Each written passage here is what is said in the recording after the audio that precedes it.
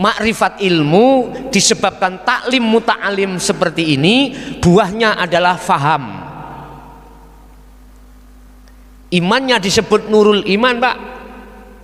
Belum hakul iman, belum. Percaya kita itu kalau semuanya Allah, tapi belum bertemu.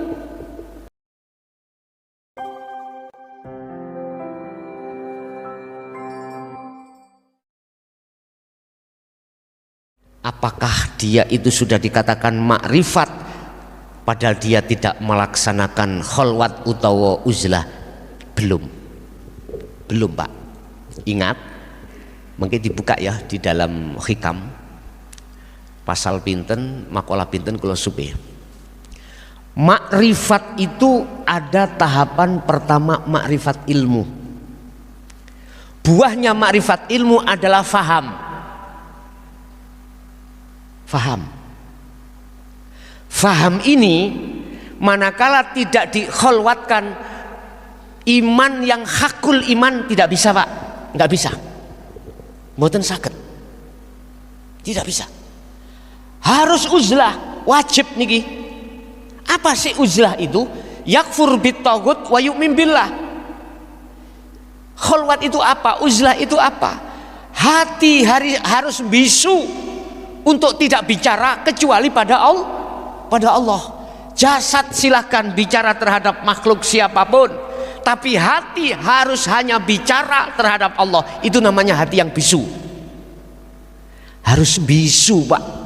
Ruh ini harus bisu dari perkara selain Allah. Kholwat itu menyepikan diri dari pergaulan makhluk. Ini ada yang menerjemahkan ngeten, Pak. Sak fisike meninggalkan kumpulan-kumpulan. Hetah mboten dibuka tah surat Al-Insan ayat 25-26. Kholwat iku macam loro. Kita dalam satu hari satu malam dihitung 24 jam. Allah memberikan jadwal waktu jasad ini berinteraksi terhadap makhluk, Pak. Apakah istri, anak, suami, pekerjaan, saudara dan lain sebagainya, silahkan. Tapi hatimu kudu kholwat, hanya bertemu Allah. Mana kuncinya? Kembali kepada sirul asrar, baru ketemu. Satu, ini yang disebut al-juhdu bil am, zuhud kholwat secara umum. Cara biyen iku ngger kuwi kudu iso topo nggon rame, papan rame. Ya niki maksudnya. Nomor loro, wa minal laili fasjud lahu fasabbihu lailan tawilan. Kita harus berkholwat juga di tempat sepi. Artinya jasad dan ruh itu harus totalitas tinggalkan interaksi dengan makhluk. Sama, caranya sama. Bahasa Rasulullah menyebut kalau malam bikinan bertahajud. Lah ngeten nggih? Itu bahasa kinayahnya di situ. Padahal jenengan ketika saat sholat duhur mari kerja ngangsuh, loh iku zona sampai sepi, sebab wis tinggalkan semua urusan dunia. Kholwat khusus iki wajib, Pak. Makrifat ilmu disebabkan taklim muta'alim seperti ini, buahnya adalah faham. Imannya disebut nurul iman, Pak. Belum hakul iman, belum. Percaya kita itu kalau semuanya Allah, tapi belum bertemu. Makanya di dalam dzikir sirul asrar itu mengapa ada tahapan 3. Pertama adalah muraqabah. Tadi syu'arul basyirah menuju ainul basyirah itu muraqabah. Kita masih merasa. Ada 2, Pak, masihan, Pak. Ada yang merasakan, ada yang dirasakan. Ada yang beriman, ada yang diimani. Masih ada 2, Pak. Ini belum dikatakan makrifat pada Allah secara mutlak, belum. Ini saya sebut sebagai makrifatul ilmi, makrifatul ilmu, makrifat ilmu sudah. Orangnya disebut ahli tahqiq, ahli ilmu hakikat. Tapi belum melakukan uzlah.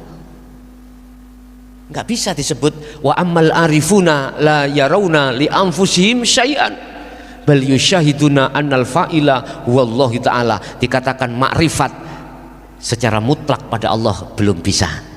Si makrifat ilmu dulu. Wajib untuk uzlah. Pertanyaannya, apakah Rasulullah juga uzlah? Pasti, Pak. Kalau tidak, mengapa turun ayat seperti itu? Dan lain sebagainya. Ada pertanyaan begini, Pak. Apakah Rasulullah dulu juga ngebabno tentang tauhid la ilaha illa anta bahkan ana? Tolong jenengan nanti nek kholwat ketika proses suluk membawa dzikir sirul asror bertemu Rasulullah di makom mukasyafah di alam lahud, tanya, ya Rasulullah, apakah jenengan dulu juga menyampaikan tentang tauhid ini? Kalau Rasulullah menjawab tidak, detik itu juga saya tutup, saya tidak akan pernah ngaji. Estu wallahi kulakukan. Andai kata Rasulullah tidak mengajarkan itu, mengapa turun ayat surat Al-Anbiya ayat 25? Kalau Rasulullah tidak disuruh untuk mengajarkan ini, nggak mungkin ayat ini akan turun, Bapak, Ibu. Paham nggih? Sebab kita itu ketika sudah masuk di zona hakikat makrifat, banyak, Pak, wa yasudduna an sabilillah, yang menghalang-halangi kita. Itu orang dekat kita kadang-kadang. Loh, saya jujur mawon, tidak sedikit. Itu tidak sedikit. Nek sampai kena provokasi itu, jangan harap jenengan bisa untuk usul nang Allah. Wong ilmunya jenengan tidak paham, apalagi laku. Makanya mari ilmu amal, Pak. Mari amal harus istiqomah. Dan 3 hal inilah berkumpul jadi satu menjadi takwa. Takwa hakko tuqatih ini. Tidak ittaqullah tok ndak, tapi hakko tuqatih, betul-betul takwa. Berarti takwa secara syariat iya, secara syariat kita juga melaksanakan hukum, hakikat rohani kita melakukan hukum hakikat menuju makrifat Allah. Inilah hakko tuqatih. Baru wala tamutunna illa wa antum muslimun. Kita tidak akan pernah mati kecuali dalam keadaan muslim, artinya pasrah. Di sini, Pak. Jadi jawaban saya, Bapak, tidak bisa, Pak, miturut sistem ilmu. Tapi nek Allah berkehendak tidak seperti itu, bisa nggak? Halo, Allah punya sifat jaiz, punya sifat wenang. Hambanya faham ilmunya, dia tidak pernah praktek, tapi Allah langsung menariknya ke musyahadah. Bisa Allah lakukan itu?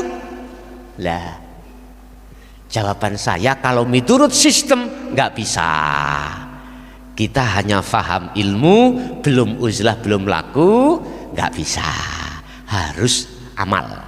Sebab habis ilmu, amal, istiqomah. Tapi kalau kita kembali ke sifat jaiznya Allah, saya tidak bicara. Paham nggih? Niki istisna, dikecualikan, nggak bisa masuk sistem. Dan Allah itu kuasa melakukan hal itu. Siapapun hamba yang dikehendaki. Mungkin di sini sampai kenal Gus Komari, Pak, Kandangan. Tahu nggih? Itu salah satu daripada murid mbah saya dulu. Cuman saya